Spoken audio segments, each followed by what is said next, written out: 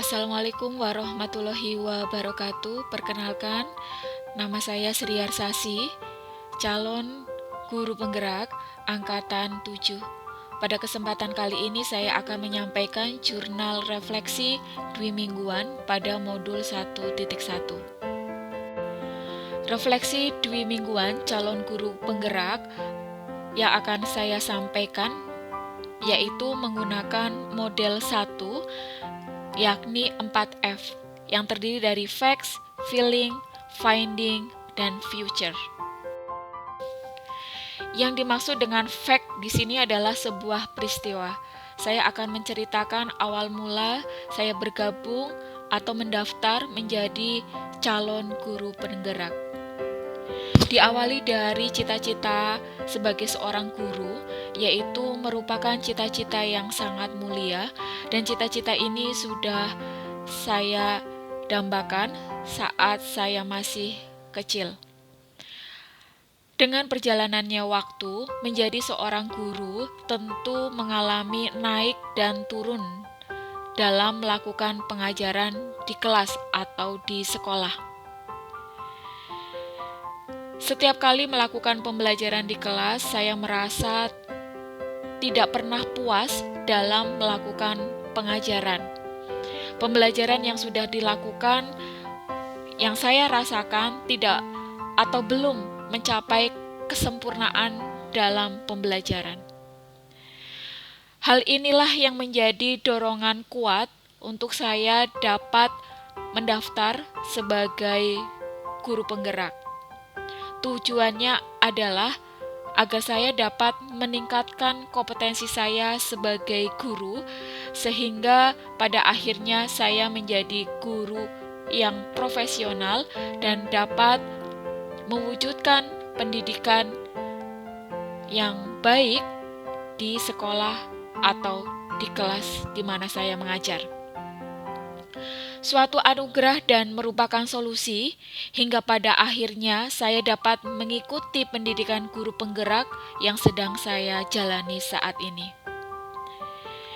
Pada kegiatan di minggu pertama diawali dari pembukaan oleh Mendikbudristek, yaitu pada tanggal 20 Oktober 2022. Pada pembukaan pendidikan guru penggerak, Mendikbudristek berpesan agar calon guru penggerak yang nantinya setelah selesai pendidikan guru penggerak akan menjadi guru penggerak yang berperan aktif dalam mendorong perkembangan murid secara holistik, aktif, dan proaktif.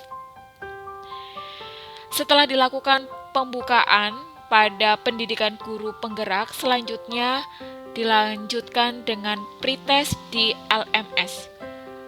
Asesmen diagnostik di sini dilakukan untuk melihat kemampuan awal dari calon guru penggerak yang akan melakukan pendidikan guru penggerak melalui LMS.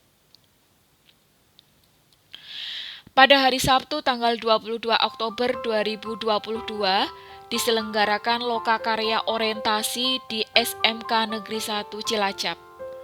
Pada kegiatan orientasi ini, semua CKB di wilayah Kabupaten Cilacap berkumpul dan didampingi oleh kepala sekolah masing-masing. Sebagai penyelenggara dalam kegiatan lokakarya tersebut, yakni Balai Besar Guru Penggerak atau BBGP. Selanjutnya dilanjutkan dengan pembelajaran yang diberikan oleh pengajar praktik atau guru praktik. Pendidikan guru penggerak saat itu diawali dengan pemberian materi terkait dengan pendidikan guru penggerak yang akan ditempuh oleh calon guru penggerak. Materi pada lokakarya orientasi tersebut diantaranya adalah melakukan kesepakatan pendidikan guru penggerak antara calon guru penggerak dan kepala sekolah. Yang kedua adalah dilakukannya asesmen mandiri. Yang ketiga, evaluasi diri. Dan yang keempat adalah rencana pengembangan kompetensi diri. Pada tanggal 24 Oktober sampai dengan 5 Oktober 2002, aktivitas dilakukan melalui LMS dengan agenda pertama adalah mulai dari diri dan eksplorasi konsep secara mandiri. Ruang kolaborasi, demonstrasi kontekstual, elaborasi pemahaman, aksi nyata, dan jurnal dwi mingguan. Setiap tahap dalam LMS memuat aktivitas calon guru penggerak yang terarah sesuai dengan tujuannya.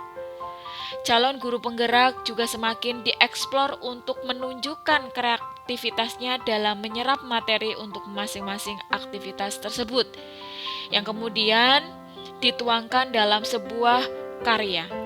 Hal ini membuat saya memiliki pengalaman baru dalam belajar, dan tentu saja akan saya terapkan di kelas. Yang kedua adalah feeling atau perasaan. Perasaan yang saya rasakan selama pembelajaran berlangsung adalah awal saat mula pendidikan guru penggerak, ada perasaan kekhawatiran dari calon guru penggerak tentang alokasi waktu dan pengabaian terhadap tugas utama guru di sekolah. Namun pada kegiatan lokakarya orientasi, kekhawatiran itu mulai hilang karena adanya dukungan dari kepala sekolah dengan membuat kesepakatan di awal, sehingga pendidikan guru penggerak tidak akan mengganggu kegiatan utama mengajar dan melakukan tugas lainnya di sekolah. Perasaan bahagia dan senang juga dirasakan karena pada kegiatan ini adalah perdana calon guru penggerak saling bertemu dengan pengajar praktik yang akan membantu dalam teknis pelaksanaan pendidikan guru penggerak. Saat melakukan pembelajaran melalui LMS, yang saya rasakan senang karena mendapat pengalaman baru dalam belajar. Namun, perlu adanya komitmen dalam mengerjakan tugas supaya dapat selesai tepat waktu. Saat menerapkan aksi nyata ke dalam kelas, sebagaimana materi yang sudah saya dapatkan melalui pembelajaran modul 1.1, saya merasakan ada peningkatan dalam pembelajaran, seperti semangat belajar siswa dan kedekatan guru dengan siswa yang terjalin dengan baik. Karena prinsip guru berfungsi untuk menuntun siswa betul-betul diterapkan. Kemerdekaan belajar dan well-being dalam pembelajaran juga sudah mulai dirasakan siswa.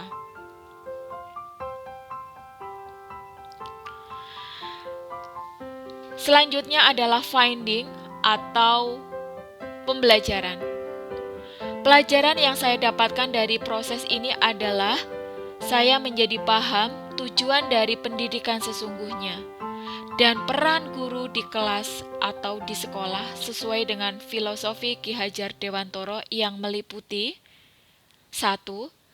Sebagai pendidik saya harus dapat menerapkan trilogi pendidikan, yaitu memberi teladan, ing ngarso sung tulodo, menginspirasi, ing madya mangun karso, dan memotivasi murid tutwuri handayani.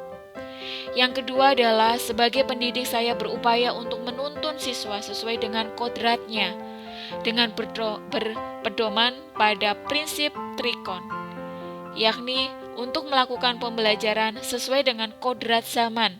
Kita tidak boleh lupa pada akar budaya yang hakiki dari masyarakat. Dalam hal ini disebut dengan kontinuitas. Kemudian sebagai pendidik harus memanusiakan manusia dengan memperkuat nilai-nilai kemanusiaan yang dari lahir sudah dimiliki siswa. Hal ini disebut dengan konvergensi. Dan seseorang pendidik harus memerdekakan pembelajar atau disebut dengan konsentris. Kemudian yang ketiga adalah sebagai seorang pendidik harus menghamba kepada anak atau murid. Arti menghamba di sini adalah seorang pendidik harus memihak, berorientasi, atau berpusat kepada siswa, yakni pendidik yang memandang dengan rasa hormat.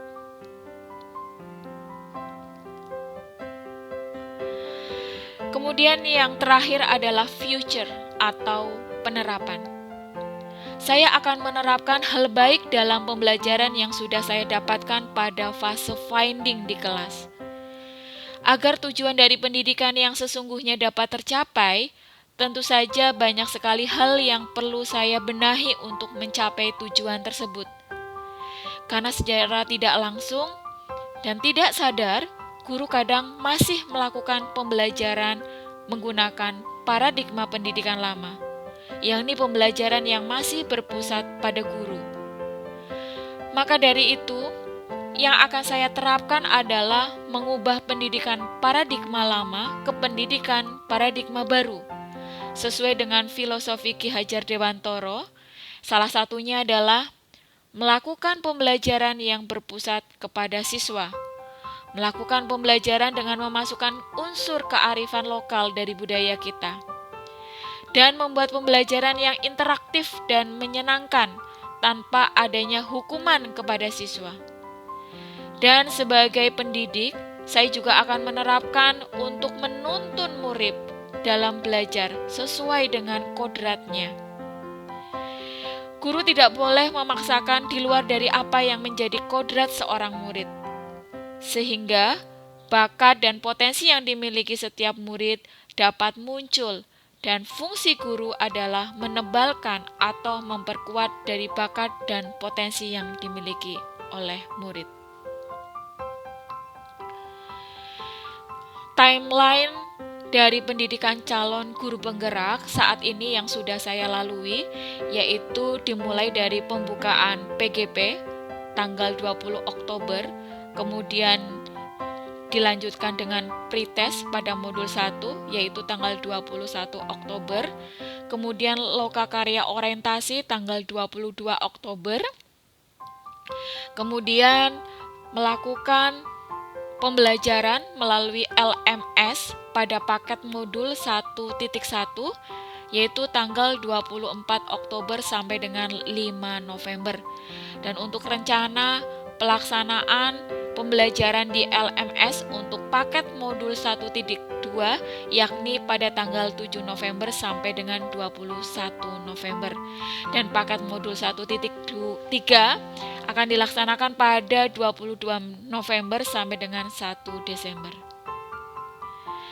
Sekian refleksi dari saya. Terima kasih atas perhatiannya.